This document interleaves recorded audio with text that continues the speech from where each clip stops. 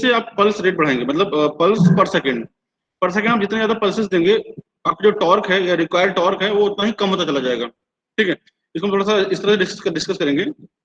इसकी जो कैरेक्टरिस्टिक है, it gives the variation of electrical torque developed as a function of stepping rate in pulse per second. The moving rotor of the stepper motor gets less time in driving load from one position to next with increasing the stepping rate. जैसे जैसे आपका stepping rate increase करेगा, ठीक है, आप देखेंगे जो torque है ये आपका डिक्रीज होता चला जाएगा।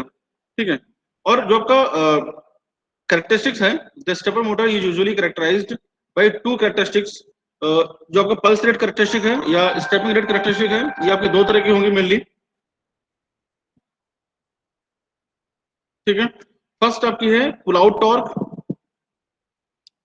Torque versus pulse rate, and next is pull in torque versus pulse rate. अभी पुल आउट टॉर्क और पुल इन टॉर्क क्या है, आगे हम इसको थोड़ा सा डिस्कस करते हैं।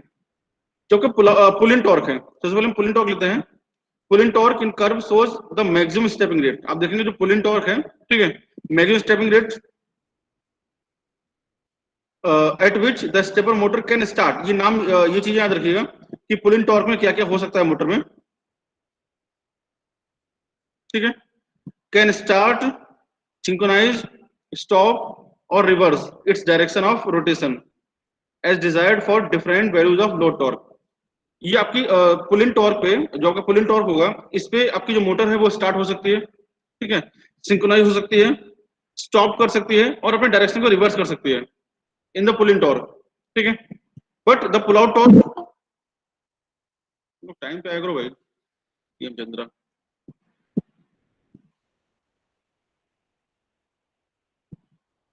But the pull out torque, the curve on the other hand shows the maximum stepping rate at which the motor can run for different values of load torque। मतलब different value of load torque पे आपकी motor run कर सकती है। तो अब ये दोनों के बीच में डिफरेंस याद रखिएगा कि जो पुल इन टॉर्क है, पुल इन टॉर्क का मतलब क्या है कि इसमें आपकी मोटर स्टार्ट हो सकती है, स्टॉप हो सकती है, सिंक्रोनाइज हो सकती है, ठीक है, और अपने डायरेक्शन को रिवर्स भी कर सकती है। ठीक है, तो इस केस में आपको पुल इन टॉर्क की रिक्वायरमेंट होगी। और जब हम बात करते हैं पुल आउट टॉर्क की, तो पुल आउट टॉर्क वो मैक्सिमम टॉर्क है, ठीक है, जिसपे आपकी जो मोटर है वो किसी डिफरेंट डिफरेंट लोड्स पे, ठीक है, डिफरेंट डिफरेंट लोड्स पे आपकी जो मोटर है वो आपकी रन कर सकती है। ठीक है, if the motor is already synchronized but the motor can not start, stop और reverse direction on the pull out torque. Pull out torque पे आपकी जो मोटर है वो स्टार्ट, स्टॉप या डायरेक्शन को रिवर्स नहीं कर सकती, वो सिर्फ और सिर्फ रन कर सकती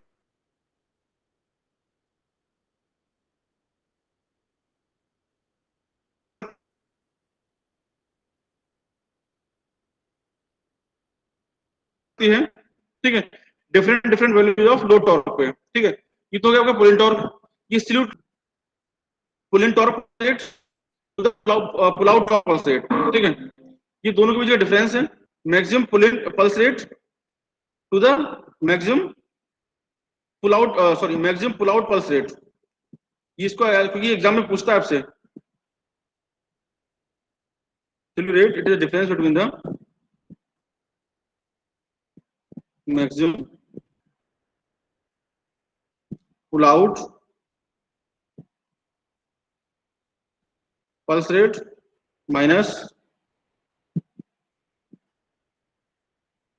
maximum pull in pulse rate. ठीक है, ये डिफरेंस याद रखिएगा, pull out torque versus pulse rate and pull in torque versus pulse rate.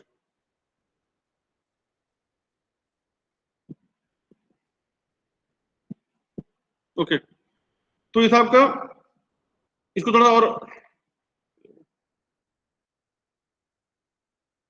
ठीक है, तो आप ये डायग्राम आपको दिख रहा होगा, इसको आप ध्यान से समझ लीजिएगा इसको। ठीक है, एक बार फिर से समझ लीजिए कि जो आपका स्टेपिंग रेट टॉर्क कैरेक्टरिस्टिक है, ये आपकी torque versus pulse rate characteristic होगी। ठीक है, इसमें आपके दो तरह के कैरेक्टरिस्टिक होंगे, या तो pull out torque versus pulse rate, pull out torque versus pulse rate and pull in torque versus pulse rate. Pull in torque, पहले पुल इन टॉर्क की बात करेंगे, तो pull in torque versus pulse rate में क्या है, pull in torque वो maximum torque है जिस पर आपकी मोटर या तो स्टार्ट हो सकती है, सिंक्रोनाइज हो सकती है, स्टॉप कर सकती है या अपना डायरेक्शन को रिवर्स कर सकती है। ठीक है, एंड पुल इन टॉर्क क्या है, पुल इन टॉर्क वो मैक्सिमम टॉर्क है, pull out torque curve on the other hand so the maximum stepping rate at which the motor can run for different values of load torque. ठीक है, if the motor is already synchronized but motor cannot stop or reverse its direction of rotation at this rate.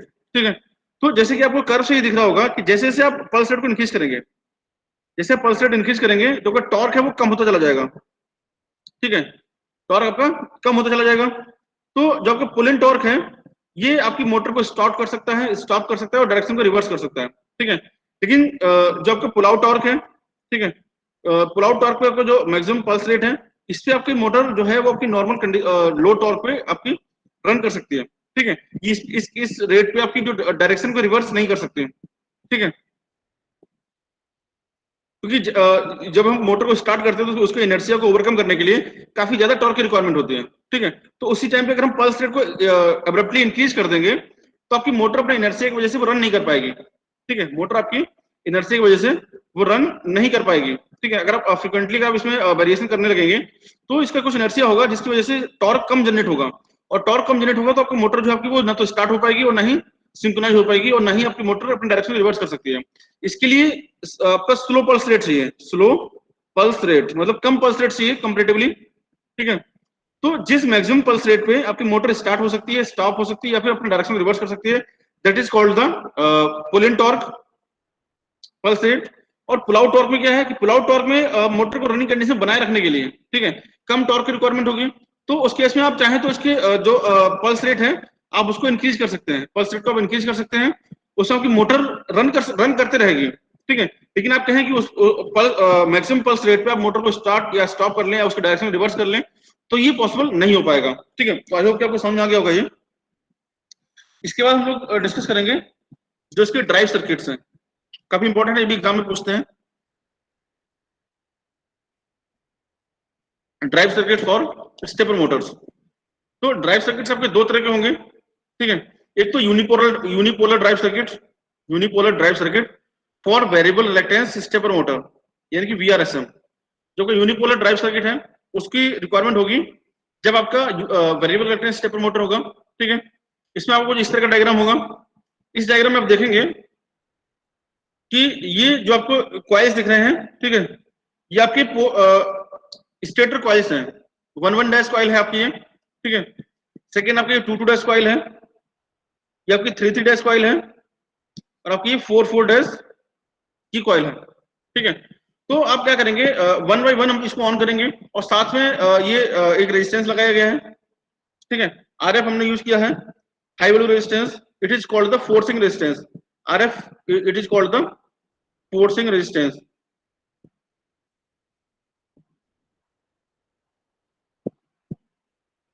Forcing resistance जिस ये क्यों use किया गया है ताकि जो आपका राइज टाइम है वो स्मॉल रहे। ठीक है, स्मॉल राइज टाइम को प्रोवाइड करने के लिए फोर्सिंग रेजिस्टेंस यूज किया गया है। ठीक है, नेक्स्ट आपका जो आपको यहाँ पे जो दिख रहा होगा, ठीक है, ये जो डायोड है FD, this is called the free wheeling diode, free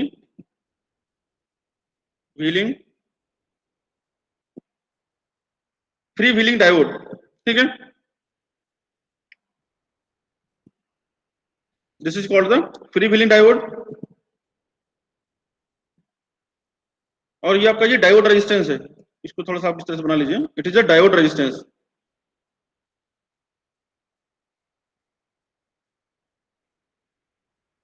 diode resistance तो ये क्यों यूज किया गया है, जब आप इसको ऑफ करेंगे, ठीक है, सडनली हम क्या करते हैं कॉइल को ऑफ करेंगे तो ऑफ करने के बाद इसमें जो करंट फ्लो हो रही होगी उस करंट को ये फ्री व्हीलिंग डायोड के थ्रू आप इसको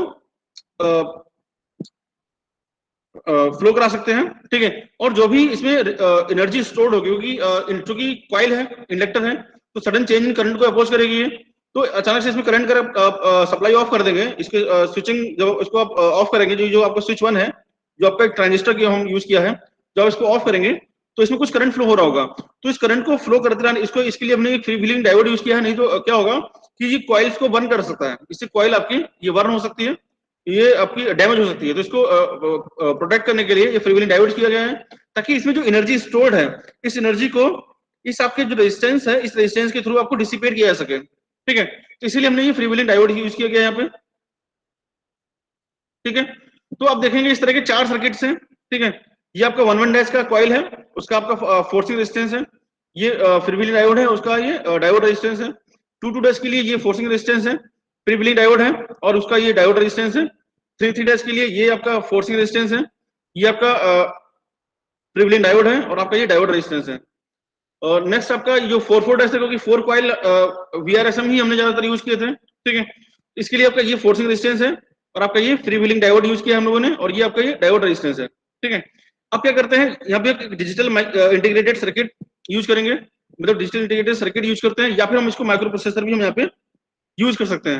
हालांकि माइक्रो प्रोसेसर के बारे में हम आगे और डिस्कस करेंगे, क्योंकि ये आपके सिलेबस में है इस बार, तो आगे हम इसको डिस्कस करेंगे। लेकिन हम यहाँ पे डिजिटल इंटीग्रेटेड सर्किट है कि DIC यूज कर सकते हैं, या फिर माइक्रो प्रोसेसर भी यूज किया जा सकता है इनकी स्विचिंग के लिए।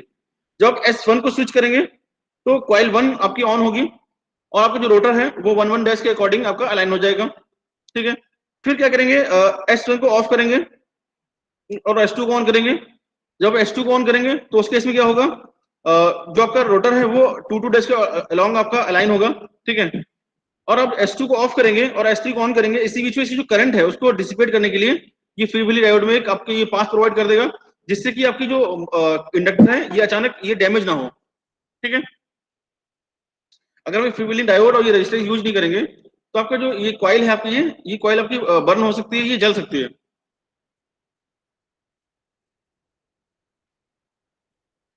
ठीक है।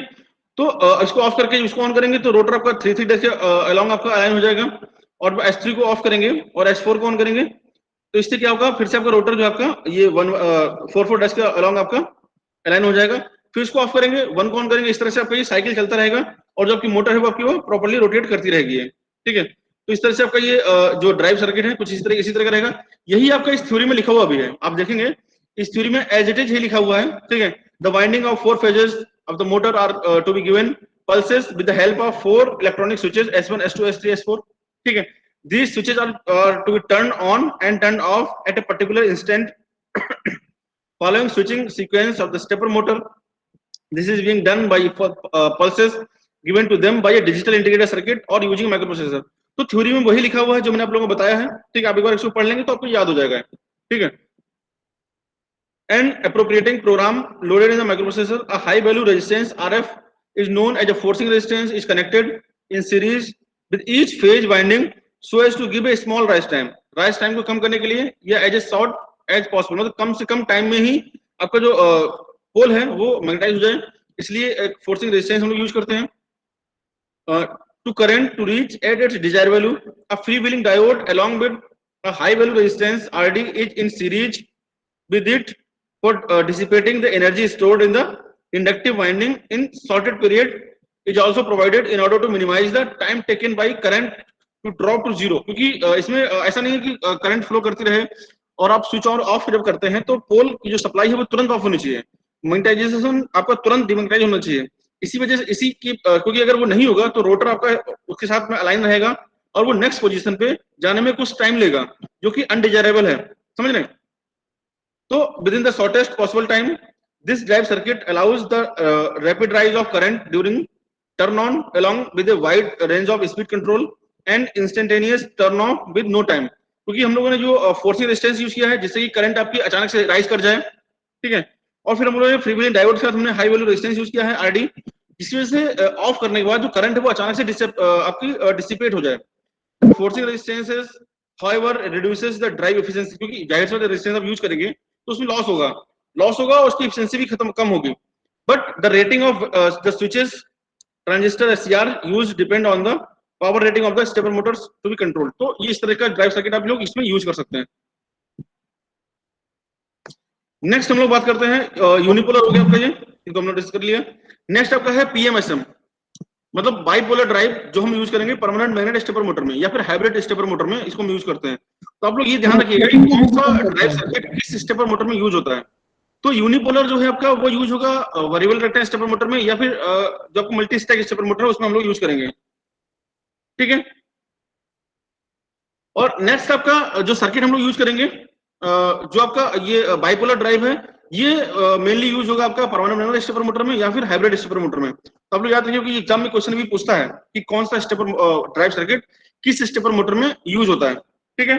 तो बाइपोलर का सर्किट आपको कुछ इस तरह से दिखाई देगा, क्योंकि मैंने बताया था आप लोगों को कि जो परमानेंट मैग्नेटिक स्टेपर मोटर होगा उसमें लोग डीसी यूज करते हैं, और जो पोल्स हैं वो पोल्स हमेशा सेम पोलरिटी ही जनरेट करेंगे, ठीक है। वो हमेशा ही सेम पोलरिटी जनरेट करेंगे, और सेम पोलरिटी जनरेट करने के बाद वो आपको जैसे अगर साउथ पोल जनरेट होगा, वो हमेशा ही नॉर्थ पोल को ही अट्रैक्ट करेगा, ठीक है। तो हम लोग इसमें डीसी यूज करेंगे। ये डीसी अपने डीसी सोर्स यूज किया है, फिर ये कैपेसिटर यूज किया जाएगा, ठीक है। इसमें हम लोगों ने कैपेसिटर यूज किया है, ठीक है, जो इसकी एनर्जी को स्टोर करके रखेगा। इसके बाद हम लोगों ने ये T1, T2, T3 और T4 ये स्विचेस यूज किए हैं, ठीक है। इसमें दो स्विचेस आपके एक साथ यूज होंगे, ठीक है, दो स्विचेस आपके एक साथ यूज होंगे। जैसे कि इनिशियली जब आप इसको ऑन करेंगे, इसमें जो आपका जो डायोड लगा हुआ है ये फ्रीव्हीलिंग डायोड है, ठीक है, ये उसी काम के लिए लगाया गया है। फिर आपका ये फोर्सिंग रेजिस्टेंस जो उसमें जो काम होता है राइस टाइम को कम करने के लिए ये फोर्सिंग रेजिस्टेंस यूज किया गया है। ये आपकी फेज वाइंडिंग है, फेज वाइंडिंग या फील्ड वाइंडिंग, ठीक है, ये आपकी फील्ड वाइंडिंग है। यहाँ पे हमने एक ही वाइंडिंग यूज क्योंकि हमने ये यूज किया है, माना है कि उसमें आपका सिर्फ और सिर्फ टू पोल स्टेटर ही है, ठीक है, इसलिए हमने सिंगल वाइंडिंग यूज की है। जैसे ही आप T1 और T2 को ऑन करेंगे, ठीक है, तो जो करंट है आपकी वो कुछ आपकी यहाँ से होते हुए यहाँ से फ्लो होगी, फिर ये फोर्सिंग रेजिस्टेंस से होते हुए पाथ थोड़ा सा अलग तरह से बनाते हैं, ठीक है। जो करंट है आपकी ये डीसी सोर्स से ये तो चार्ज हो ही जाएगा, आपका यहाँ से करंट होते हुए इस ट्रांजिस्टर से होते हुए इस रेजिस्टेंस को के थ्रू फोर्सिंग रेजिस्टेंस होते हुए ये वाइंडिंग में जाएगी, और वाइंडिंग से होते हुए आपका ये T2 से ये आपका यहाँ से होके ये निकल जाएगी, ठीक है। और फिर आपका ये रिटर्न पाथ यहाँ से आपको ये मिल जाएगा। जैसे ही आप इस स्विच को ऑफ करेंगे, मतलब ये पोजीशन हो जाएगी फर्स्ट, जैसे ही आप माइक्रो प्रोसेसर से आप नेक्स्ट पल्स देंगे, नेक्स्ट पल्स जैसे ही देंगे तो उस पल्स में आपका क्या होगा कि T4 और T3 ये साइमल्टेनियसली ऑन होंगे, ठीक है। आपका T4 और T3 साइमल्टेनियसली ऑन होंगे। जब ये ऑन होंगे तो उस केस में आपका जो करंट की जो पोजीशन है कुछ इस तरह से होगी, और ये यहाँ से आपका इस तरह से करंट होते हुए इस वाइंडिंग में जाएगा, यहाँ से आपका ये RF के होते हुए इस ट्रांजिस्टर होते हुए आपका ये यहाँ से आ जाएगा। ये जैसे आप इसको ऑफ करेंगे, ऑफ करने के बाद क्या होगा, वाइंडिंग का जो भी करंट है वो इस फ्री व्हीलिंग डायोड के थ्रू आपका बाईपास हो जाएगा, जिससे कि कोई भी वाइंडिंग में कोई हार्म नहीं होगा, ठीक है। और इस तरह से आपका जो बाइपोलर ड्राइव है ये आपका काम कर सकता है, ठीक है। थ्योरी के लिए आप लोग इसमें देख लीजिएगा, ठीक है। तो इस तरह से आपको जो ड्राइव सर्किट है आप इसको ध्यान रखो, क्योंकि इंपॉर्टेंट है, एग्जाम में पूछता है। ड्राइव सर्किट्स काफी इंपॉर्टेंट है, आपके एग्जाम में ये पूछे जाते हैं, ठीक है। इसके बाद नेक्स्ट अगर micro processor controlled stepper motor है, इसको हम लोग नेक्स्ट क्लास में करते हैं, कल शायद मेरे ख्याल से क्लास होगा, उसमें हम लोग कल ये जो पूरा आपका यूनिट है इसको खत्म कर लेंगे। फिर इसमें कुछ आपके न्यूमेरिकल्स रह जाएंगे, उसको हम लोग नेक्स्ट क्लास में उसके नेक्स्ट नेक्स्ट क्लास में कुछ आपके स्टेप एंगल से रिलेटेड न्यूमेरिकल्स हैं, कुछ आपके ये स्विचिंग ड्राइव सर्किट के स्विचिंग के थ्रू से रिलेटेड कुछ न्यूमेरिकल्स आपके एग्जाम में आते हैं, तो उसको हम लोग कर लेंगे, ठीक है। तो आज हम लोग इसको इतना ही रखते हैं।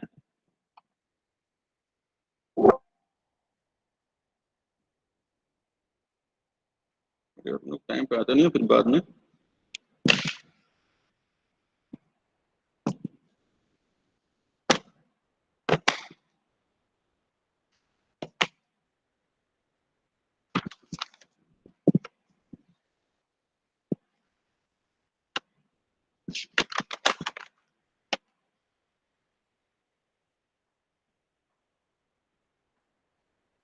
आदर्श कुशवाहा,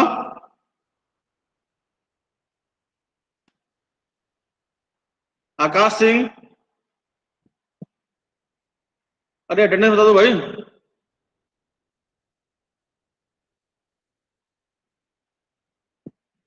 आकृति मित्तल, Present, sir. अभिषेक,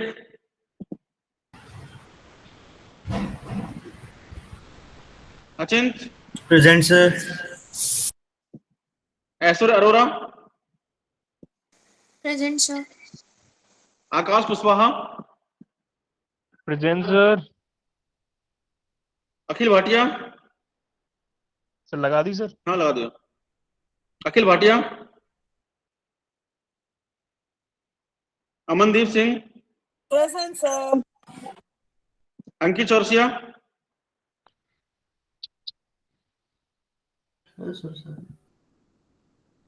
अंकित आया नहीं क्या?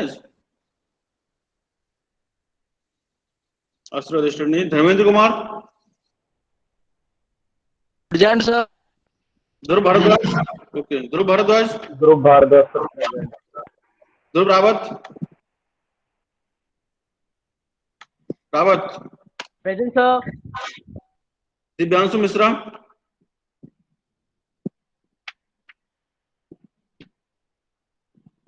दिव्यांशु, अरे तुम लोग बोलते क्यों नहीं भाई। Ganesh, present sir. Hariom, yes sir. Harsh Parashar, sir roll number 15 Divyanshu Mishra. 15 लगा दिए। Harsh Parashar, Harshit, yes sir. Hemant, present. Kishan Kumar, sir Harsh Parashar roll number 18। लगा दिया। Kishan,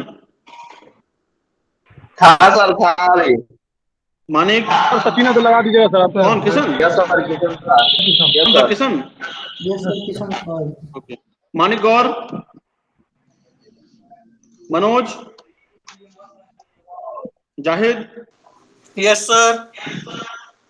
Alwar Shah Khan, present sir. पवन कश्यप तो रजिस्टर्ड ही नहीं है। प्रथम गुप्ता, सर वो बैंक गया हुआ है। कौन, Pratham Gupta. Priyam Chandra, present sir. Pushpendra Yadav, sir roll number 8। 8 बोले तो अखिल भाटिया, हाँ लगा दिया। Yes sir. Riya Singh, Rudransh, Sachin Yadav, yes sir. Shivam Rajput, Shivam Mishra, yes sir. Shreya Sachan, Present, sir. Shubham Dubey, present. Yes sir. 35 और 36 37 सारे प्रेजेंट हैं। Siddharth Kumar Singh, yes sir. Suraj Prakash, Ved Prakash, yes sir. Vikrant Ankola, yes sir. Shivam Goyal,